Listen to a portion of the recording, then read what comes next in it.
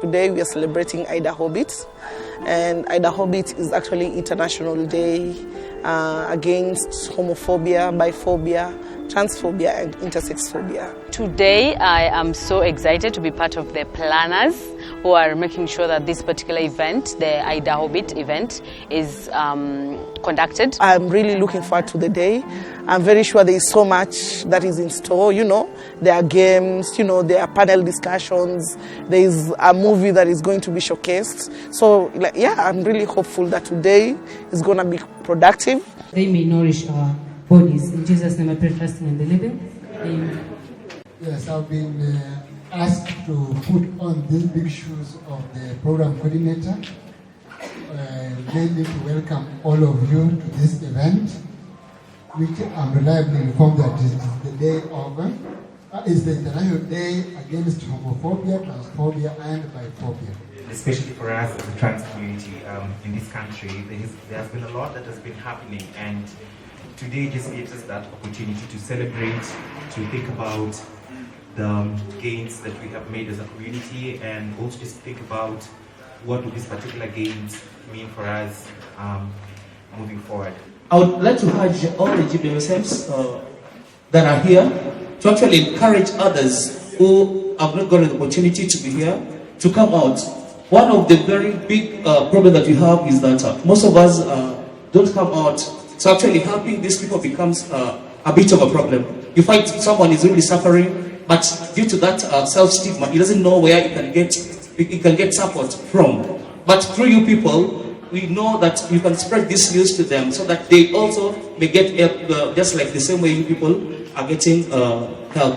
So IDAHOBIT, I would define it as a day for us to be free, a day for us to question some of these things that have been made normal in the community. We want to make it clear for everyone that we exist, that we are here to resist some of these norms that have been created, some of these stereotypes that people have against us. The main challenge is us as a community. When you report a case, what is your main intention? You want to access justice, or you are reporting it for the sake of just saying, I'm violated, I need to report. While reporting for a case, you need to understand what has happened to you, and you must know the consequences, or that maybe the perpetrator is going to pay for, maybe going to be held accountable for before that.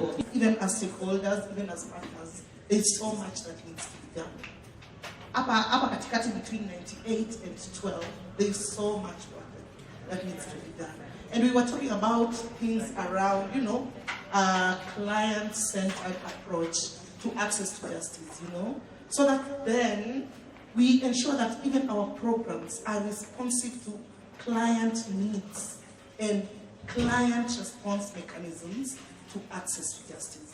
This theme has come at quite a timely, time, considering the COVID pandemic and the effect of COVID on the community, and how, like, together we've been together through this whole time, this whole pandemic, to resist this pandemic and ensure that our members keep safe and are actually safe within the pandemic.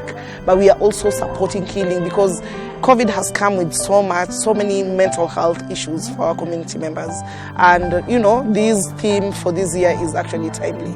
Today, I'm very happy with the event and the programming, because we have panelists, discussions around the Constitution, around the human rights, and around the violence, more so the documentation of violence, and again how people have been given spaces, and even the organizing part of it, whereby it was involving with different organizations in Western Kenya coming together.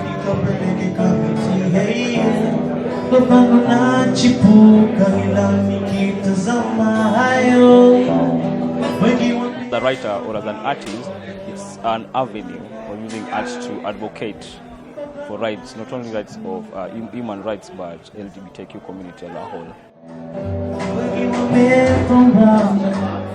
Basically, it's a bonding day where we meet various people just to try to understand what they are doing and what is happening in their lives and all that. So many people have shared different ideas concerning their stigma and discrimination within their respective organization. And this one has also been led due to the intimate partner violence.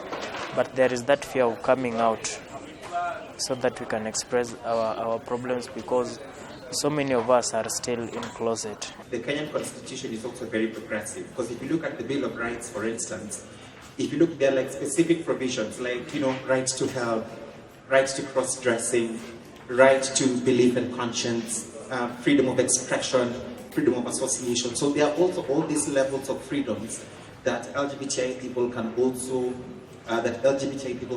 embrace or can take advantage of as being part of the LGBTI community. And we normally say as equal citizens of equal rights. So before you're an LGBT, you're a Kenyan.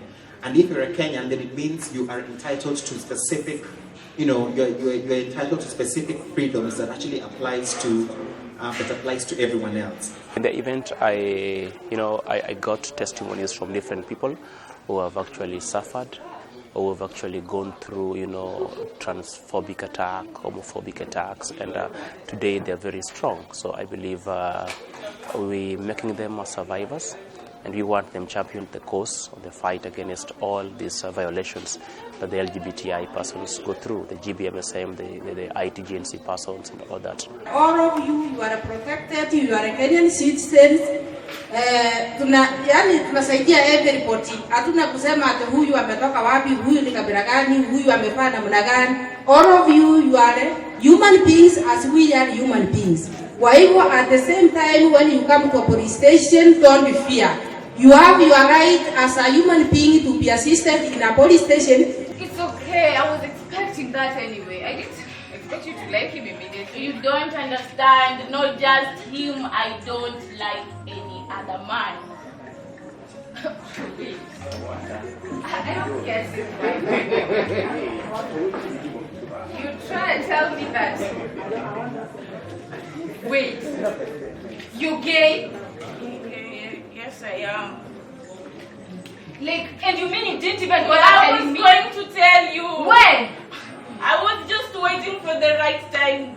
See, Barilla was scared. Oh, so the right time has come, you just decided to blow it up like that? I'm sorry. And you claim that I'm your best friend? I'm sorry, Barry. Why are you even sorry?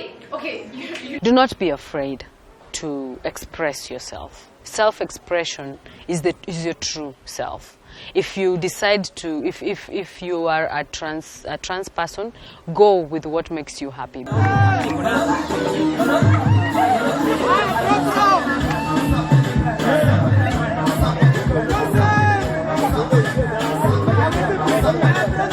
My message for today is that we need to promote love, embrace love, and we speak love, because love wins. Love is everything.